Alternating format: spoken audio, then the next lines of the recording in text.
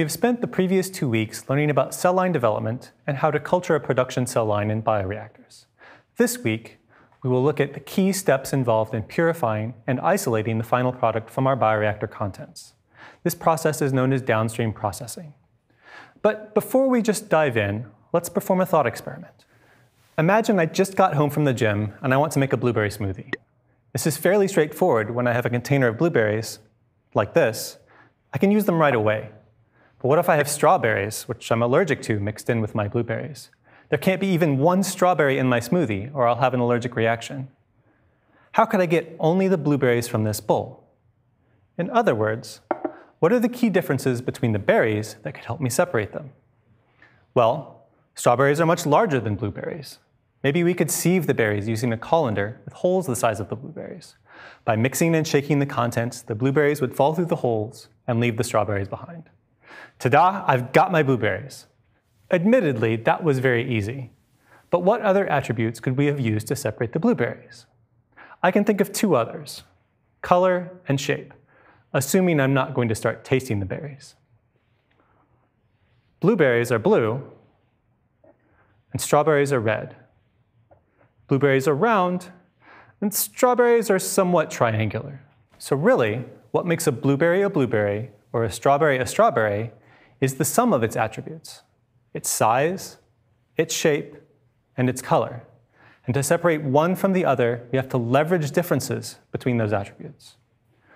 You might be thinking, what does this have to do with protein purification? Well, we need to think about protein purification in the exact same way. What makes our product, as you learned in week 2, and we'll discuss again later, is a combination of its size or mass, its shape or three-dimensional conformation, its charge, its polypeptide sequence, and its post-translational modifications. To get a pure product, we need to leverage the differences between our product and other materials in the bioreactor. This actually brings us to an important point. When we design a protein purification process, the steps to achieve a high-quality final product significantly depend both on the choices made upstream, such as host cell line and bioreactor conditions, and the target final product. For example, what if I also had smashed strawberries mixed in with blueberries and blackberries? I still want only the blueberries.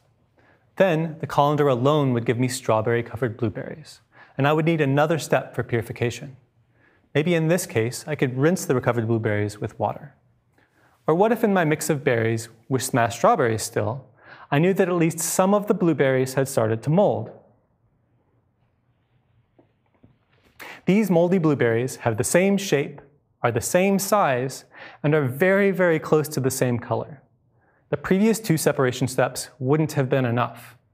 Maybe only by closely looking at the blueberries would I be able to tell which ones are moldy. For downstream purification, what processing steps you choose depends on what you start with and your final product.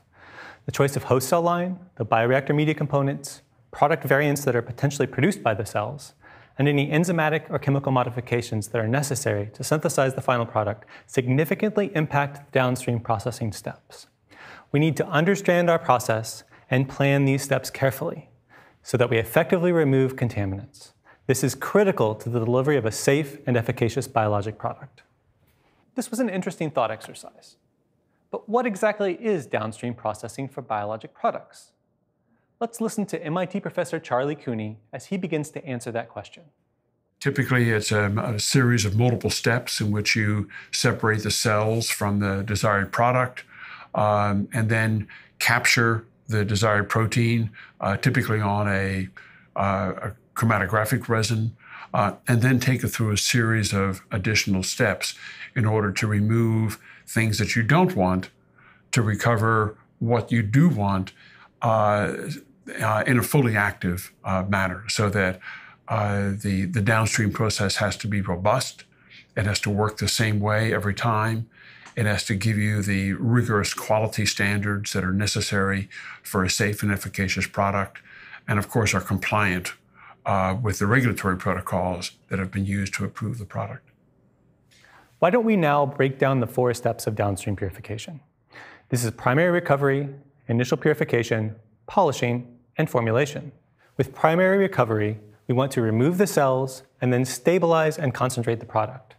If the cells don't secrete the target biologic into the culture medium, we first need to isolate those cells, break them open, and then separate the target biologic from the cellular debris. After removing the cells, we use initial purification to remove any major process and product impurities. Both this step and primary recovery can concentrate the product. This removes excess water from the manufacturing process. With polishing, it's a series of steps that removes any remaining trace impurities. These impurities are process and product dependent, and their removal requires understanding where in the process they could come from. We then formulate the product or transfer it into its final buffer. Both the buffer and other additives are chosen to stabilize or enhance the product efficacy.